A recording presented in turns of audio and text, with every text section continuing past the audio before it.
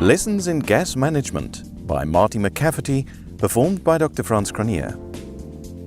A 37-year-old male diver with approximately 30 lifetime dives was doing his first night dive. It was also his first cold water and first drysuit dive. He was healthy and not taking any medications. The diver descended to 30 meters, breathing air and using a dive computer. He had some difficulties beginning the descent due to failure to adjust his weight to compensate for the increased buoyancy of the drysuit. After some time at the bottom, he checked his gauge and found that he had less than 50 bar remaining. He signaled to his buddy and was terminating the dive and began to ascend. Because of lack of experience, the ascent was not fully controlled, and the diver reported feeling close to panic.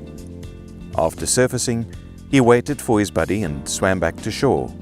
The diver never experienced symptoms, but contacted Dan the next day to discuss the events and inquire whether there was still any danger.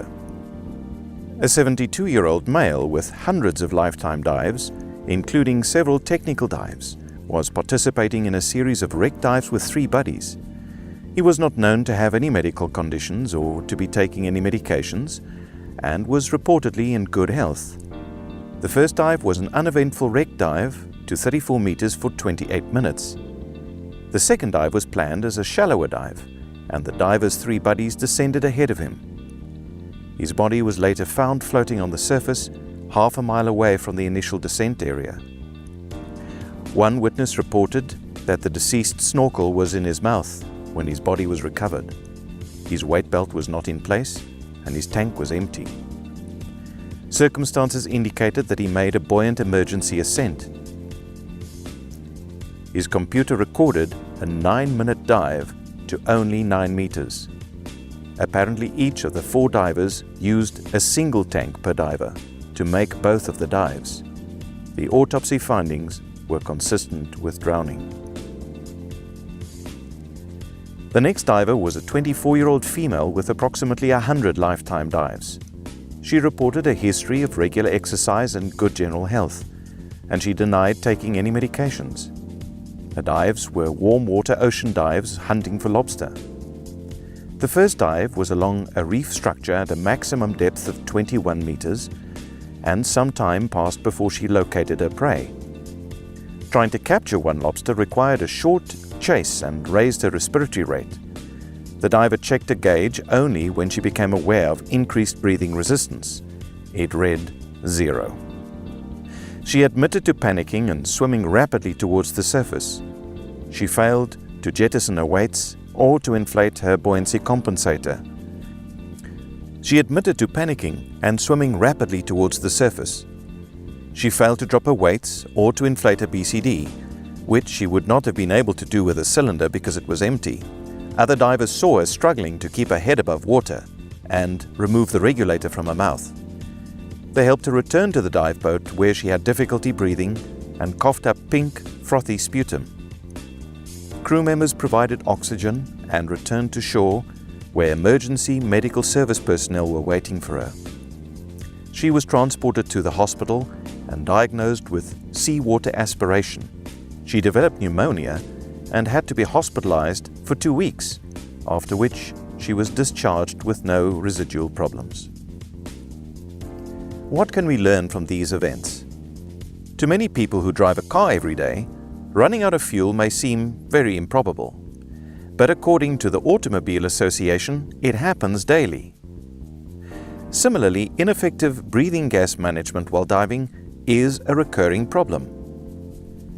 During peak season, Dan internationally speaks to at least 2 or more divers who have concerns about making a rapid ascent after finding themselves low or out of breathing gas. Although the incidence of fatal injuries is very low, about 41% of diving fatalities involve insufficient breathing gas as the trigger that led to other harmful events and ultimately the death of the diver. Drowning is the leading cause of death in these situations. The reasons behind bad gas management are numerous and varied.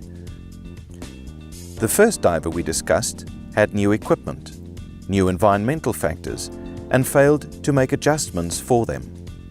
As a result, there was poor buoyancy control unfamiliar equipment, a stressful dive, and all of this led to increased air consumption and reduced tank volume. He did have adequate gas to make a safe ascent, but lack of experience led to an inability to control the ascent rate. The second diver started the second dive with practically an empty tank. This may have been an oversight or just a bad decision. He followed his training in making a buoyant emergency ascent, although he clearly failed in ensuring an adequate gas supply at the start of the dive. The third diver was involved in rigorous and distracting activities, and these increased her breathing rate and sped up the depletion of gas supply, which she did not monitor carefully. She failed to follow her training by not releasing her weights to increase her buoyancy at the surface. All in all, exertion, stress, anxiety, and environmental factors can all increase breathing rate. Activities such as lobster hunting or spearfishing in countries that allow this to be done on compressed gas, and of course swimming in currents or over a prolonged distance, all increase gas supply use by 5 to 10 times. Wearing too much or too little weight can cause divers to work harder, thereby increasing gas consumption. Regardless of the factors though, divers should monitor gas supply frequently and consistently. In conclusion, when planning a dive, incorporate a breathing gas limit in the plan. For example, a buddy pair might agree to head back to the exit point when the first diver has used a third or half of the breathing gas, not counting the reserve to be left in the cylinder at the end of the dive. Maintaining buddy contact can make a life or death difference. Safe diving practices and sharpening skills such as buoyancy control reduce the risk of a breathing gas emergency, but do not eliminate it completely. Proper responses to breathing gas emergencies rely on experience and skill recall.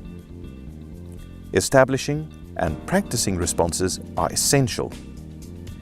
Confidence in being able to use an alternate air source provided by a buddy can lead to a much better outcome. Through planning and practice, effective breathing gas management can become second nature and reduce the likelihood of a diving emergency.